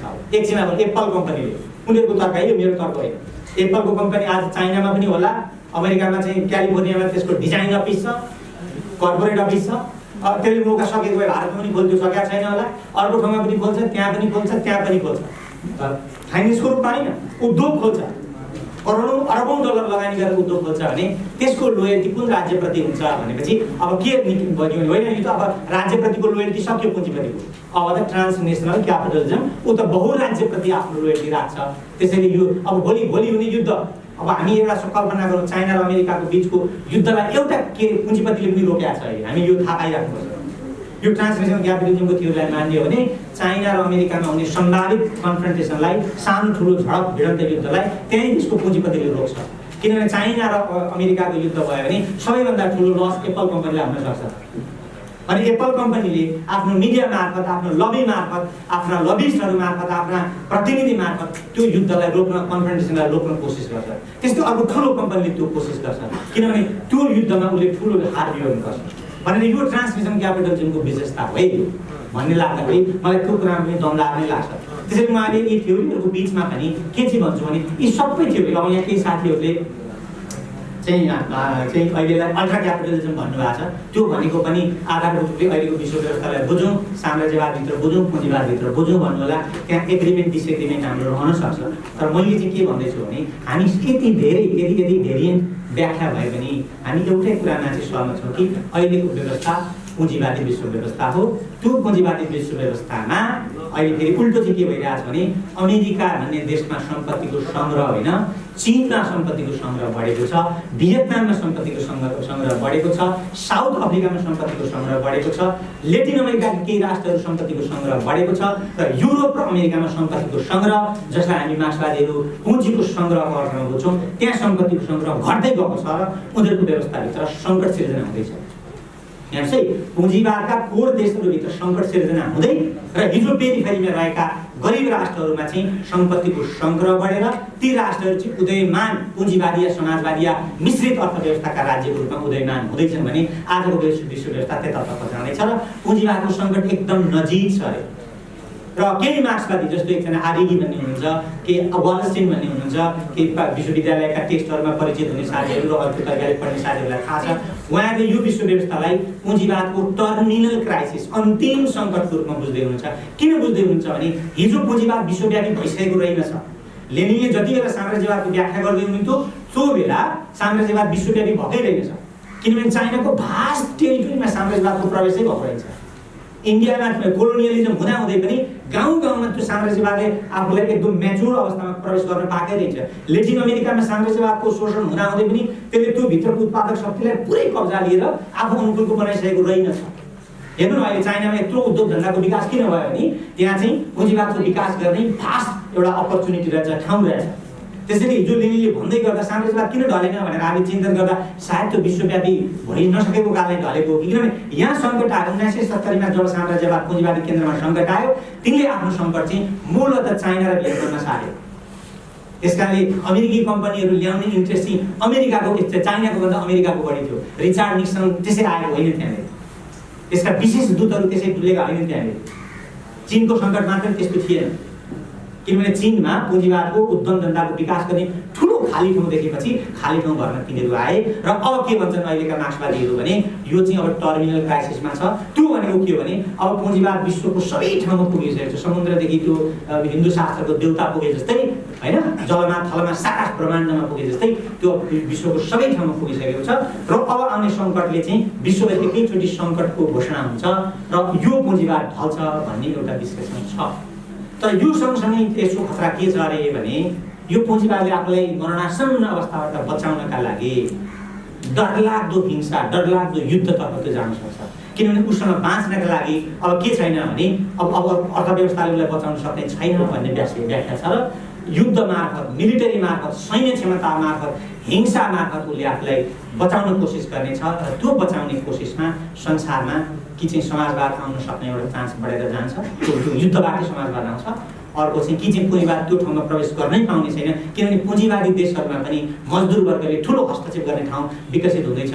अमेरिकामा म 7-8 वर्ष अगाडि पढाउँदा, केही वर्षमा त्यहाँ पढाएर आएको, मैले पढाउँदाखेरि समाजवाद भन्ने शब्द, एउटा मैले इन्ट्रोडक्सन टु मार्क्सिजम भन्ने कोर्स पढाएँ। त्यति बेला मार्क्सिजम भन्ने शब्द बोल्दा कुनै पनि स्टुडेन्ट यसरी घोप्टो परेर बस्थ्यो, डरले, लाजले, सन्देहले। तर त्यति बेला हुँदाहुँदै एउटा बर्नी स्यान्डरको सामान्य सुधारवादी समाजवादी अभियान आयो। साराका सारा मान्छे के भए, युवाहरू, स्कुलका केटाकेटीहरू, विद्यार्थीहरू चाहिँ समाजवादका फ्यानहरू भएर गए र लाखौँ लाख मान्छेहरू समाजवादको पक्षमा रहेर ठुल्ठुलो अहिले समाजवादी अभियानहरू त्यहाँ चलेका छन्। भनेको के भने त्यो सङ्कटले त्यही मजदुर वर्गलाई यो ठाउँमा पुर्याउन सक्छ कि त्यो मजदुर वर्गले त्यो सत्तामा हस्तक्षेप गरेर युद्धलाई रोक्ने चान्स पनि छ।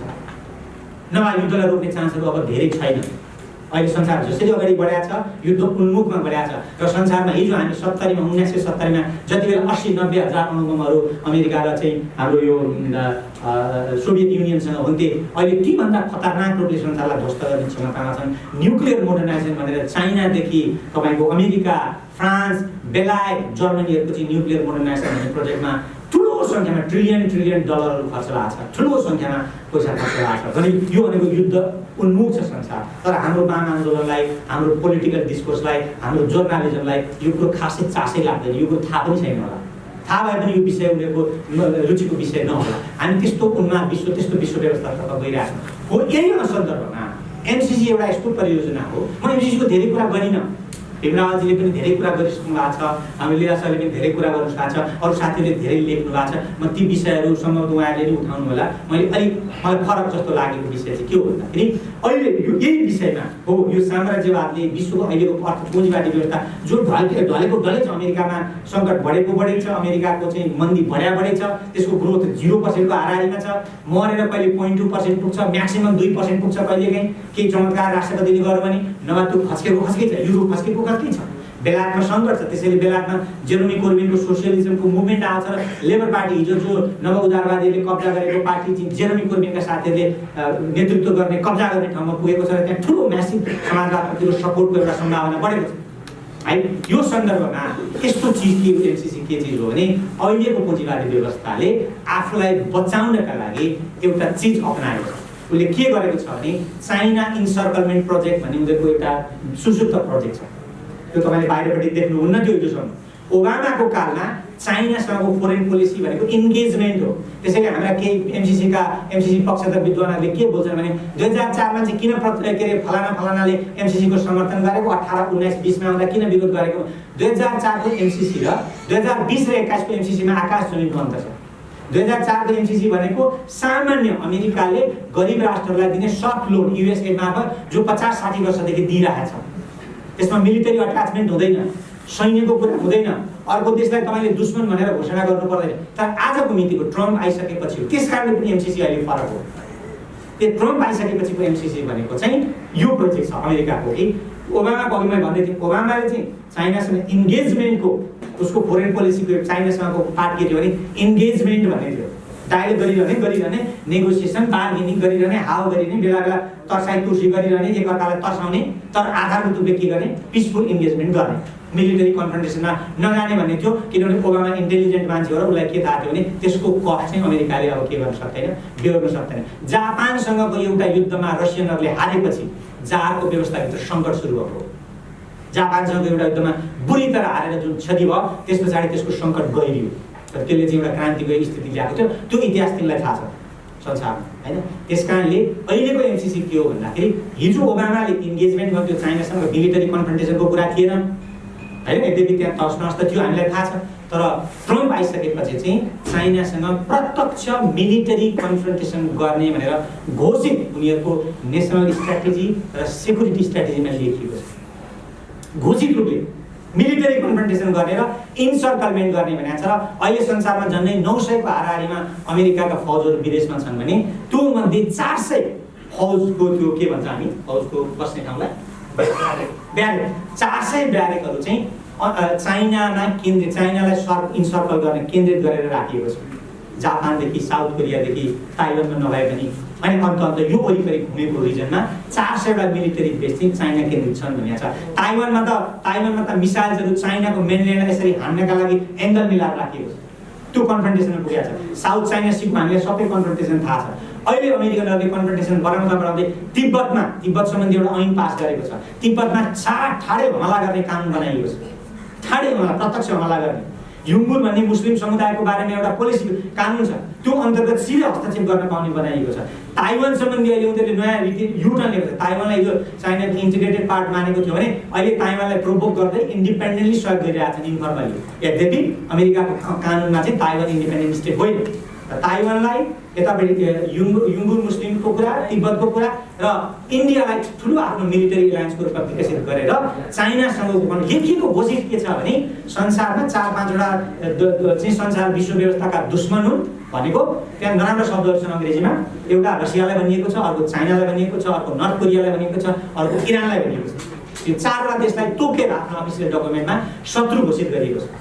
अब हामी एमसीसीमा के सम्झौता गर्न चाहँदैछौँ भने त्यो भनेको हामीले चाइनालाई अमेरिकाको शत्रु हो भनेर अमेरिकाले भनेको कुरा हामीले मान्नुपर्ने भनेको र चाइनाको इन्ट्रेस्टको विरुद्धमा के अरे अमेरिकाको सेक्युरिटी इन्ट्रेस्टको विरुद्धमा नेपालले केही पनि गर्न पाउँदैन भनेको के भने भोलि चाइनासँग हामीले एउटा बाटो खोल्ने भयौँ, चाइना हाम्रो भनेर हामीले बाटो खोल्ने भयौँ भने चाइना हाम्रो दुश्मन हो, त्यो बाटो मार्फत यहाँ मिलिटरी आउने खतरा छ र यसले हाम्रो नेसनल सेक्युरिटीलाई थ्रेट गर्छ, यो बन्द गर भनिसक्दा हामीले के गर्नुपर्छ?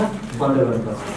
हामी हाम्रो इन्डिपेन्डेन्स त्यस पछाडि सकिन्छ। अहिले जति छ फङ्सनल इन्डिपेन्डेन्स त्यो पनि सकिन्छ, अफिसियली सकिन्छ।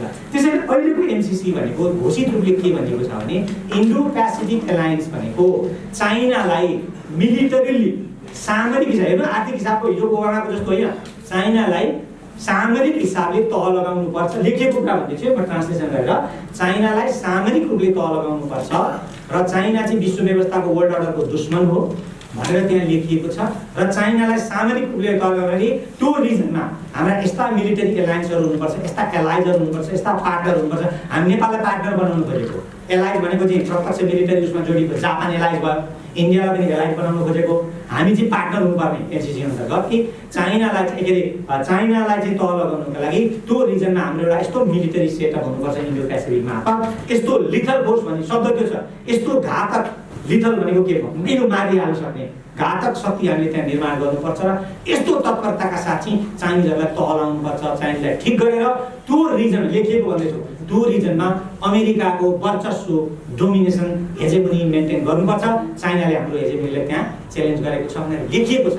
हाम्रा एमसिसीका साथीहरूलाई समर्थन गर्ने पार्टीहरूलाई हिजो अस्ति भर्खर अधिवेशनमा मार्क्सवादी लेनिनवादको कसम खाएकाहरूलाई पनि म भन्न चाहन्छु कि यो चिज त पढ्यौ न बाबा, यो चिज पढेपछि तिम्रो आम सिरिङ हुँदैन भने मलाई भन न ल। यो चिज चाइनालाई इन्सर्कल गरेर लिथल फोर्स मार्फत हमला गर्नुपर्छ र त्यस्तो तत्परता साथ गर्नुपर्छ, त्यसको कि पार्टनर हाम्रो इन्डिया हुनेछ, जापान हुनेछ भनेर लेखिएको चिजले तपाईँलाई असर पार्दैन।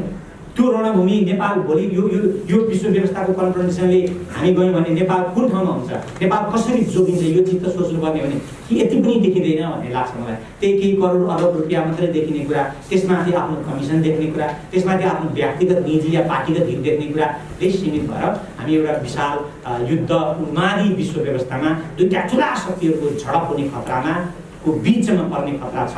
त्यस कारणले एमसिसीलाई बहिष्कार गर्नुपर्छ भन्ने कुरा हो। र यहाँनिर मैले उठाउन खोजेको के भने एमसिसी भनेको चाहिँ अहिलेको विश्व व्यवस्था पुँजीवादी विश्व पतन उठुङ हुँदै गएको विश्व पुँजीवादी या साम्राज्यवादी जे भन्नु, मैले पुँजीवादी मात्रै भने विवाद हुँदा त्यो विश्व व्यवस्थालाई पुनर्जी, किनभने चाइनालाई तह नलागिकन अमेरिकाको पुँजीवाद अब ठिकठाक हुनेवाला छैन। हेर्छ, यो सिधा कुरा, चाइनालाई तह लगाउनु पर्नेछ र मात्र अमेरिकाको पुँजीवाद ठिकठाक हुनेछ। किनभने 50,000 भन्दा बढी कारखाना त चाइना र भियतनाममा मात्रै सारिएको छ पुँजीवाद। त्यहाँ तह लगाउनु भएन भने, त्यहाँ आफ्नो वर्चस्व निर्माण गर्नु भएन भने तपाईँको अर्थव्यवस्था ढलिसकेको छ, ढल्दैछ र अमेरिका प्रतिदिन सङ्कटमा छ। र त्यसलाई बचाउन चाइनालाई तह लगाउनुपर्छ र सामरिक हिसाबले तर्साउनुपर्छ भनेर इन्डो पेसिफिक ल्याइएको हो। र त्यसमार्फत पछि बाइडेन आइसकेपछि उनीहरूले त्यो कुरा 2-3 ठाउँ दोहोऱ्याए मजाले, चाइनासँगको कन्फ्रन्टेसन दोहोऱ्याए। नेटोको बैठकमा नेटोको निर्णय के छ भने जुन कतितिर भएको थियो 2021, मैले मिति बिर्सेँ, यद्यपि तपाईँलाई थाहा छ, नेटोमा प्रष्ट रूपले चाइना केन्द्रित भएर आलोचना निन्दा गरिएको छ, रसियालाई दुश्मनको रूपमा राखिएको छ, चाइनालाई गाली गरिएको छ। त्यस पछाडि त तपाईँ त्यति मात्रै भने G7 को चाहिँ बैठकमा पनि चाइनालाई नै गाली गरिएको छ, चाइनामा मानवाधिकारको प्रश्न उठाइएको छ, चाइनाले ठाउँ हाम्रो करेन्सी नक्कली करेन्सी ल्यायो भन्नेसँग हिजो उत्तर कोरियाको बारेमा भनिएका कुरा त्यहाँ पनि दोहोऱ्याइएको छ भने हरेक उनीहरूका मञ्च अहिले असन्दर्भमा डेमोक्रेसीवाला है, त्यो डेमोक्रेसी फोरममा पनि यसै गर्न खोजिएको थियो। र अहिले मात्र एउटा लतारिएको घटना मात्रै के छ भने अस्ति बाइडेन र चाहिँ कसको हाम्रो सी जिनपिङको बैठकमा चाहिँ बल्ल अलिकति लतारिए जस्तो धम्कीको भाषा हामीलाई चिनिया साथीहरूले बोले जस्तो, उनीहरू अलिक डराए जस्तो भाषा देखिन्छ। र ताइवानमा हाम्रो अर्को पोलिसी चेन्ज भएको छैन भनेर उनले कमिटमेन्ट नै गर्नु पर्यो, कसमै खानु पर्यो बाइडेनले भन्ने न्युजमा आएको थियो। भनेको यो के भने अहिलेको एमसिसी भनेको यसै यो 2-4 अरब खरब रुपियाँ ल्याउने कुरा या एउटा बिजुलीको तार झुन्याउने कुरा या बाटो बनाउने कुरा या नेपालको इन्फ्रास्ट्रक्चर बनाउने कुरासँग सम्बन्धित हुँदै होइन होइन, यो कुनै मरेकाटी नै हुँदै होइन। र यसको आधारभूत कुरा के हो भने ढल्दै गरेको पुँजीवादी विश्व व्यवस्थाका केही केन्द्रहरूले आफ्नो प्राण प्राप्त गर्नको लागि युद्धमा, हिजो तपाईँले जानुभयो भने सेकेन्ड वर्ल्ड वारमा पनि आफ्नो इम्पेरियलिजम कोलोनियलिजमलाई बचाउनकै लागि युद्ध गरे बेलायतले, फ्रान्सले। उनीहरू जब युद्धमा गए त्यो, अथवा जापान किन युद्धमा गयो दोस्रो विश्वमा भने आफ्ना कोलोनीहरू मेन्टेन गर्न गयो, तर त्यो केही पनि गर्न सकेन र अमेरिकाले बनाइदिएको संविधानमा सीमित भएर जापान बस्यो होइन। त्यसरी त्यो स्थितिमा पुग्दाखेरि त्यो कोसिस गरेको कुरा त second world war first world वारमा छ। र मार्क्सवादी अर्थशास्त्रीले यही भनिरहेका छन् कि यो जान्छ, यो युद्धमा जाने खतरा छ र युद्धमा जानको लागि उसले एमसिसी या इन्डो पेसिफिक लिएर आएको छ। यो गम्भीरता चाहिँ हामीले अलिक बुझ्यौँ भने र केही साथीहरूलाई बुझाउन सक्यौँ भने हामी एउटा ठुलो दुर्घटनाबाट बच्न सक्ने सम्भावना रहन्छ, नभए रहँदैन। म एउटा सानो कुरा, मार्क्सले पुँजीमा लेखेको कुरा, मैले अझै भर्खरै एउटा पुँजीका केही मूल अंशहरू उठा गरेर एउटा सानो पुस्तिका बनाएको थिएँ, किताब, खास गरेर स्कुलका युनिभर्सिटीका भाइ बहिनीहरूलाई पढ्नको लागि भनेर। त्यसको एउटा सानो कुरा म भन्छु र आजलाई म यहीँ बिदा लिन्छु। पुँजी टाउकादेखि पैतालासम्म सबै पालहरूबाट रगत र फोहोर चुहाउँदै आउँछ। तपाईँलाई पुँजीवादीहरूले भने जस्तो, एमसिसीका पक्षधरले भने जस्तो त्यो फ्री मार्केट उद्यमबाट कहिले कुनै पुँजीवाद आएको छैन होइन। फ्री मार्केट र उद्यमबाट आउँथ्यो भने ब्रिटिस क्यापिटलिजमलाई 200-250-300 वर्षसम्म इन्डियालाई कोलोनी बनाउन आवश्यक थिएन, अफ्रिकालाई कोलोनी बनाउन आवश्यक थिएन, फ्रान्स र पोर्चुगिजलाई लेटिन अमेरिकाका राष्ट्रहरू कोलोनी बनाउन आवश्यक हुँदैन थियो। त्यो लुट्नकै लागि कोलोनी चाहिन्छ, लुट्नकै लागि बन्दुक चाहिन्छ। त्यसैले यहाँ लेखिएको मार्क्सले चाहिँ यो टिजे ड्यानिङ भन्ने एकजना अर्थशास्त्री दर्शनशास्त्रीको कोट गरेको हुन्, पुँजीले कुनै मुनाफालाई छोड्दैन। पर्याप्त नाफा हुने अवस्थामा पुँजी साहसी बन्छ, त्यसमा परै जान्छ। पर्याप्त नाफा 10% मुनाफाको निश्चित हुँदा त्यो जहाँ पनि जान्छ, गइहाल्छ, त्यो जाने कोसिस गरिहाल्छ। त्यसरी त्यो भियतनाममा गयो कम्युनिस्ट सत्तामा, चाइनाको कम्युनिस्ट सत्ता, अथोरिटेरियन कम्युनिस्ट सत्तालाई गाली गरेको उहाँलाई त्यहाँ गएर प्रवेश गरेको, किनभने 10-20% नाफाको ग्यारेन्टी चाइनिज राज्यले गरिदिएको थियो तिनीलाई, जान्छ जहाँ पनि जान्छ। 20% मुनाफाले त्यसको उत्सुकता बढाउँछ। यो मार्क्सले कोट गरेको मार्क्सको लाइन भने 50%ले सकारात्मक दुस्साहस ल्याउँछ। ऊ एकदम दुस्साहसी भइहाल्छ। ड्यासिङ टाइपको त्यो हिन्दी फिल्मको हिरो जस्तो हुन्छ होइन, एक्लै गएर पाकिस्तानका 5-7 सेनाका डाइरेक्ट प्रकार आउँछ नि हिन्दी फिल्मको हिरो, त्यस्तो भइदिन्छ। 100%ले यसलाई सबै मानव नियमहरू कुल्चन तयार पार्छ। युद्ध, अपराध, अनैतिकता, बेचबिखन, बलात्कार, मास रेप होइन, स्लेभरी, यो सारा 100% नपाउने भने उसले जे पनि गर्छ। आजका पुँजीपतिहरूले गर्ने पनि त्यही हो। त्यसैले यिनलाई व्यक्तिको रूपमा हामी नबुझौँ होइन। 300% नाफाको किटानी हुने भयो भने मालिक झुन्याइने सम्भावना हुँदाहुँदै पनि त्यस्तो कुनै अपराध छैन जो गर्न पुँजी हिचकिचाउँछ भनेको अहिलेको एमसिसी मलाई यो 300% नाफावाला लाग्छ। या उसले आफूलाई बचाउनका लागि ऊ एउटा यस्तो युद्धमा जान तयार छ, अर्को आफूभन्दा शक्तिशाली हुँदै गएको देशसँग यस्तो युद्धमा जान चाहन्छ। झुन्याइनेवाला छ, त्यो युद्धमा जान चाहन्छ। थाहा पाउँदा हेर्नुहोस् कति बेला ब्लाइन्ड पुँजीलाई कति अन्धो बनाइदिन्छ मान्छेलाई पुँजीले होइन। भनेको अहिले आफूलाई बचाउनका लागि ऊ एउटा यस्तो भयानक युद्धको तयारी गर्दैछ या भयानक युद्धको तयारी गरेर बसेको छ जहाँ उसको मृत्यु निश्चित छ भनेर यहाँ मार्क्सले भनेकै कुरा, यो डेनिङ भन्नेले भनेको कुरा र मार्क्सले लेखेको कुरा मैले यो एउटा पाटोलाई मात्रै उठाएको, धेरै पाटाहरू साथीहरूले उठाउनुहुन्छ। एमसिसीका खास गरेर आलोचना मेरो त एउटा साझा कुरा के छ भने एमसिसीको कुनै शर्त परिवर्तन गरेर पनि अहिलेको एमसिसी, अहिलेको अमेरिकी मिलिटरी स्ट्राटेजीका हिसाबले कुनै चिज परिवर्तन गर्दा पनि पास गर्नु हुँदैन। त्यसका 2-4 लाइनको कुरै छैन। संशोधन भन्ने चिज नै मलाई थाहा छ। अर्को ल्याउनु भनिएको पुँजीवादलाई छक्याउनु भनिएको पनि ठिक छ, त्यसलाई झोक्याउनु भनिएको पनि मान्नु। तर हामीभन्दा धेरै बाटो छ क्या पुँजीवाद। हामीभन्दा धेरै सूचनाहरू लिएर बस्छ, हामीभन्दा धेरै त्यसका जासुसहरू, किनभने जासुसहरूलाई पे गर्ने हामी क्रान्तिकारीहरूसँग पैसै हुँदैन कि। धेरै युनिभर्सिटीका प्राध्यापकहरू, विज्ञहरू, लोकलहरू, अर्थशास्त्रीहरू उसका खल्तीमा हुन्छ। त्यसैले पुँजीवादलाई म झुक्याउँछु भन्ने हिसाबले सोच्यो भने झुक्याइँदैन, आफै झुकिन्छ। थुप्रै साथीहरूले क्रान्तिमा म पुँजीवादलाई झुक्याउँछु भनेर लाग्नु भएको थियो, झुकिएन। क्रान्तिहरू गडबड भए, संसारभरि यहाँ मात्रै होइन। त्यसैले पुँजीवादलाई झुक्याइने भन्दा पनि एमसिसी कुनै पनि मूल्यमा पास गर्नु हुँदैन भन्ने नि एजेन्डा लिएर हामी हिँड्नुपर्छ भन्ने मलाई लाग्छ। अनि त्यस पछाडि अब केही साथीहरूले साँच्चै नियत नल्याउनकै लागि झुक्याइदिनु भन्नुभयो, त्यो पनि ठिकै छ। तर झुकिँदैन है पुँजीवाद। म यो चाहिँ साथीहरूलाई सचेत गर्न चाहन्छु। सुनिदिनु भएकोमा धन्यवाद। कहिले मेरो कुरा अलिक उग्र जस्ता हुनसक्छ, अहिले साम्राज्यवाद पुँजीवाद भनौँ भने उग्रवादी जस्तो प्रतीत हुँदो रहेछ के। मैले एउटा रेडियो टेलिभिजनको अन्तर्गत दिँदा पुँजीवादका साम्राज्यवाद भन्ने शब्द बोल्छु, बडा चाहिँ जिब्रो टोकिहाल्नुहुन्छ त्यो प्रश्न सोध्नेवालाहरूले। किन उहाँहरूलाई डर लाग्छ म बुझ्दिनँ, तर म भनिरहन्छु। मैले आज पनि भने, सुन्नुभएकोमा फेरि धन्यवाद, आयोजकलाई फेरि धन्यवाद। अब हामी यो अभियानमा सफल हौँ भन्ने सोचौँ, प्रयत्नशील रहौँ। र मेरो कुरा के पनि फेरि अन्तिम आग्रह गर्छु भने अरू विषयहरूलाई, लोकतन्त्रका या अरू मुद्दाहरूमा प्रति बहस गर्दै गयौँ र आजभोलि एमसिसीमै फोकस गऱ्यौँ भने सम्भव देशमा धेरै थोरै सफलता हामीले हासिल। डिफ्रेन्सेसहरू आकाश जमिनको होला नहुँदा, तर हामी सबैको नियत उस्तै छ भन्ने मलाई लागेर मात्रै हो। हामी एकछिन जुट्छौँ, जुटिनेछौँ। धन्यवाद। धन्यवाद आदरणीय डाक्टर हरेन्द्र प्रसादजीलाई। The international diplomacy of America is holding in one hand the arm and